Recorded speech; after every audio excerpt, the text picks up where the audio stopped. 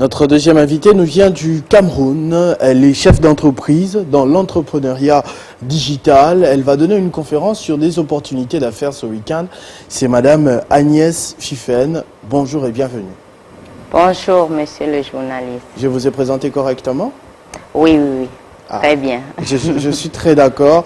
Alors, je suis tombé sur votre affiche. Il y a quelques concepts dessus. Je vais le lire en entier, comme je l'ai dit tout à l'heure. C'est une conférence gratuite sur l'opportunité des affaires qui a pour thème 120 minutes pour découvrir un plan d'action redoutable pour devenir networker pro et entrepreneur à succès.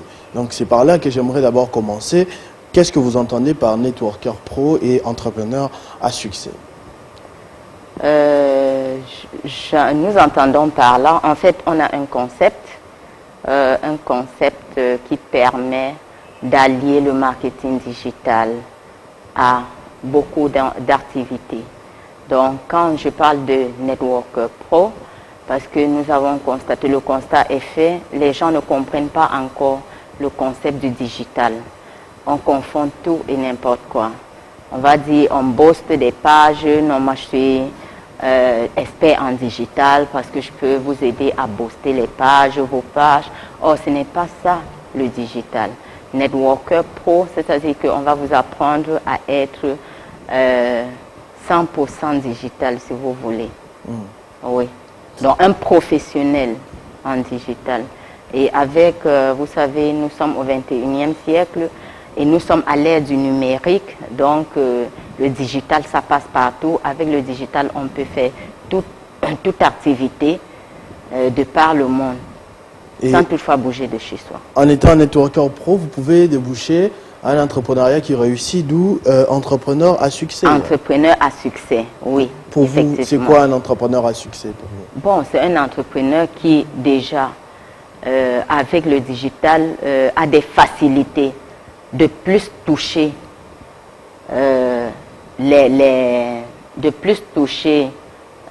des potentiels, que ce soit des clients, que ce soit des partenaires. Avoir une très large audience. Oui, d'avoir une très large audience à travers le monde.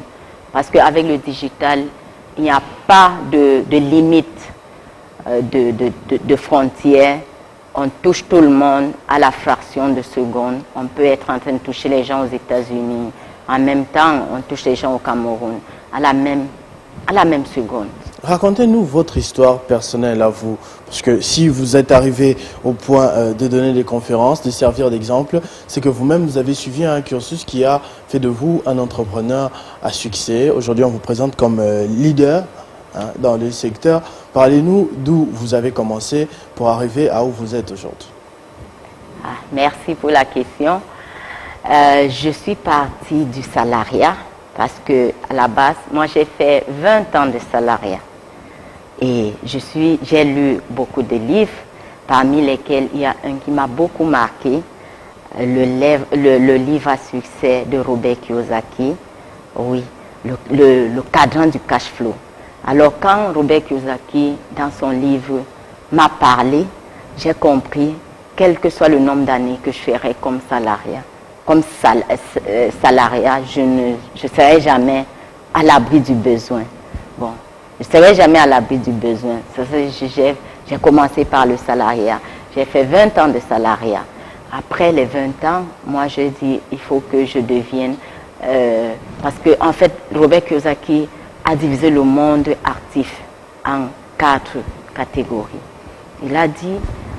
si vous n'êtes pas salarié, si vous ne gagnez pas de l'argent parce que vous êtes payé, vous changez votre temps contre de l'argent, donc vous êtes un salarié, vous allez gagner parce que vous êtes peut-être indépendant, vous travaillez pour votre propre compte.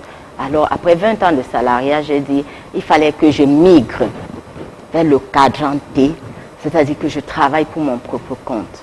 Alors j'avais mis un peu de réserve de côté, j'ai créé des entreprises. Voilà, je fais dans le transit dédouanement des marchandises. En passant, je suis camerounaise, donc ça fait juste une semaine. Ça fait juste une semaine que je suis à Kinshasa et j'ai créé des entreprises en transit. Je fais dans l'immobilier. Bon, à un moment, j'ai compris qu'il y avait quelque chose qui n'allait pas, quoi. Il y avait quelque chose qui n'allait pas.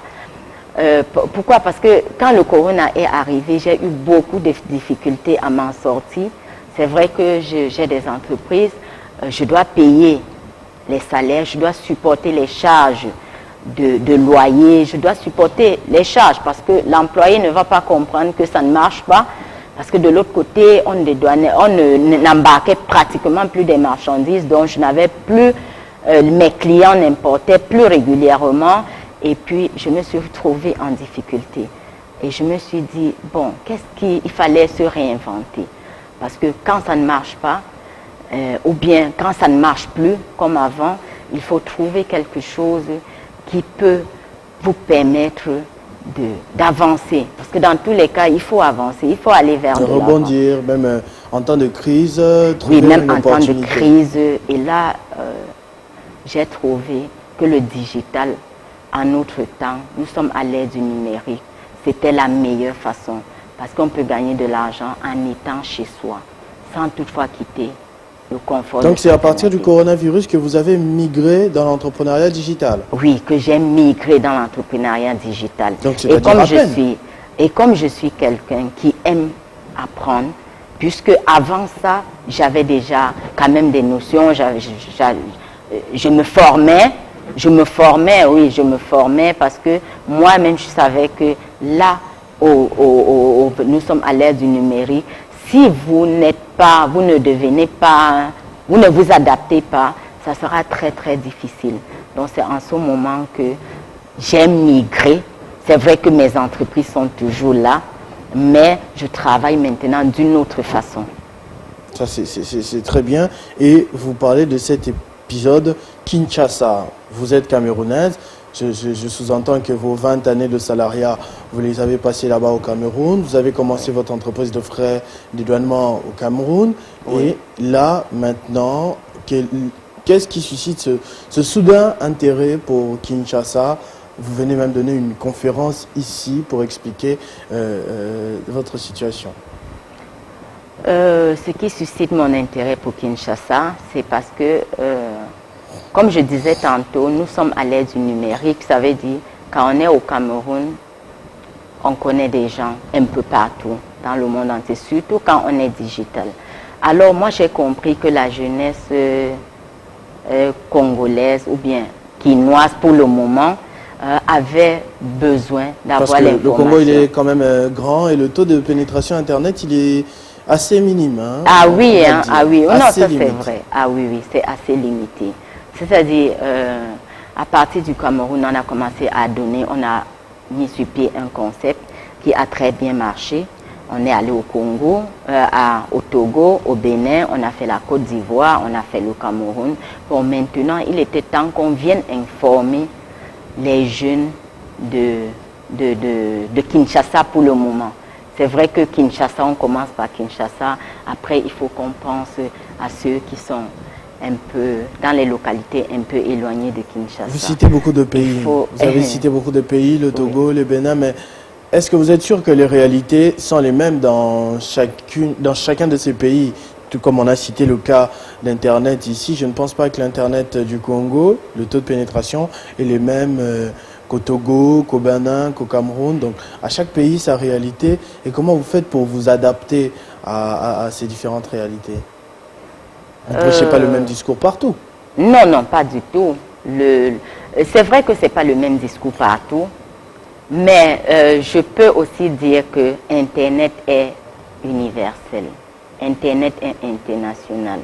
Ça veut dire, là où nous trouvons, déjà il faut passer l'information. Il faut que les gens sachent que nous sommes à l'ère du digital et qu'ils doivent utiliser le digital. Non seulement l'utiliser, mais ils doivent également utiliser à bon escient.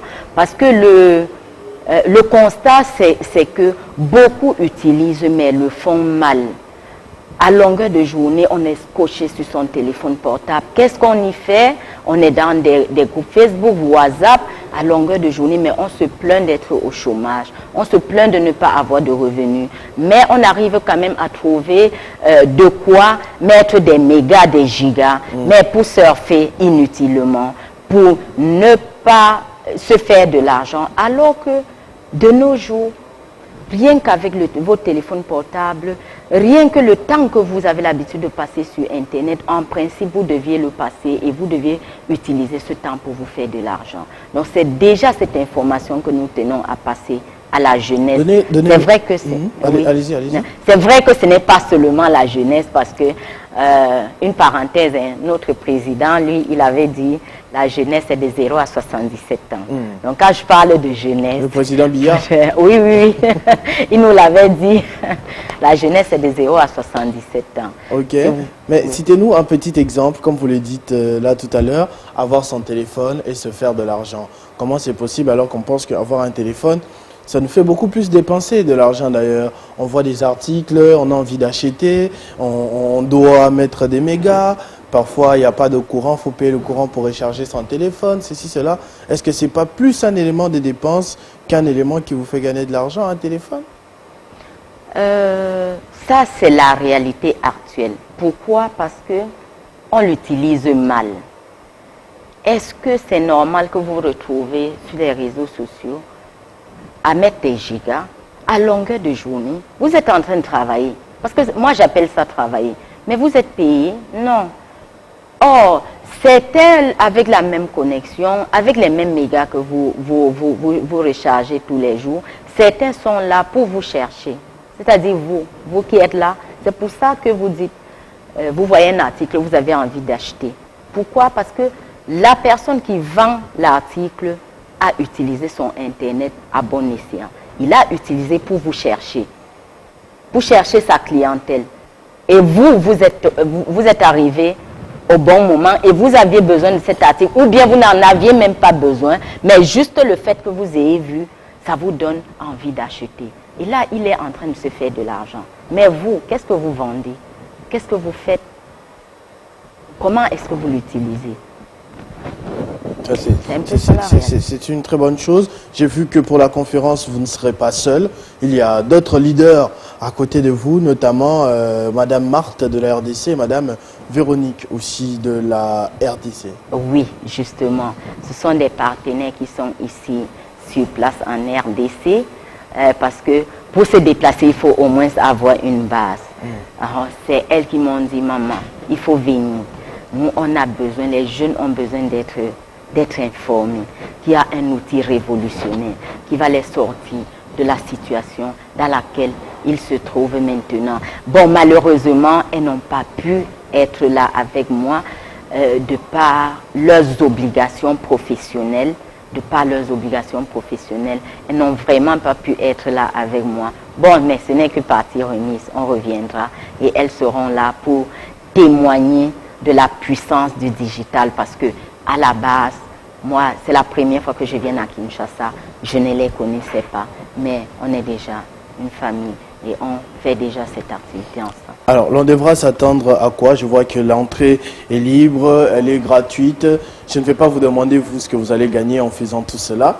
Je ne sais pas si c'est de l'apostolat, vous ne gagnez rien. Je vois c'est une conférence gratuite, entrée libre gratuite, vous ne demandez rien.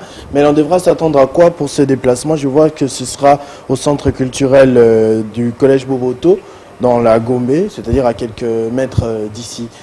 Comment ça va se passer ce 28 août-là, à 10h, 120 minutes, c'est-à-dire 2 heures? 2 heures, oui. 2 heures, en 2 heures. Des témoignages, des leçons, des échanges, ça va se passer comment? Oui, en 2 heures, on va partager beaucoup de choses. Déjà, on va éduquer un peu la jeunesse.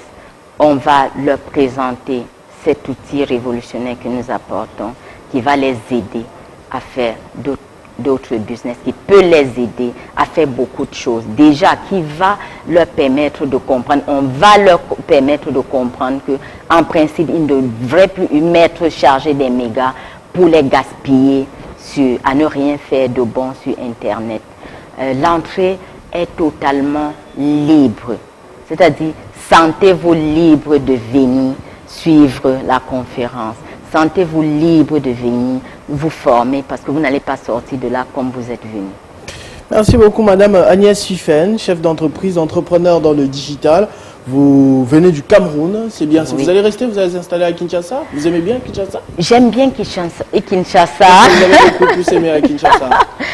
L'hospitalité des Quinois. Il y a des J'ai pays comme ça beaucoup aimé. au Cameroun? Oui, il y en a, il y en a. Ah, vous avez quand même aimé nos locaux? Non, j'ai aimé. Sincèrement, j'ai aimé. Le décor, il est parfait. L'accueil est chaleureux. Ah, d'accord, merci beaucoup. On espère vous retrouver peut-être après votre conférence, avant de reprendre votre vol pour le Cameroun ou pour d'autres pays, qui sait, pour continuer à prêcher l'entrepreneuriat digital. Merci beaucoup d'avoir répondu à notre invitation. Merci beaucoup et merci à vous de m'avoir donné cette opportunité. Et je dis, ça ne sera que partie remise, je reviendrai. Et cette fois-ci, je ne serai pas seule, je reviendrai avec des personnes avec qui nous travaillons ici à Kinshasa. Merci beaucoup, Madame Agnès. On va passer au-dessous des cartes à présent. On va savoir comment va le monde avec Jean-Marie Kassamba, qui a déjà fait son entrée sur ce plateau et avec qui l'on va discuter de beaucoup de sujets d'actualité au niveau national, mais également international, parce qu'il est un des experts.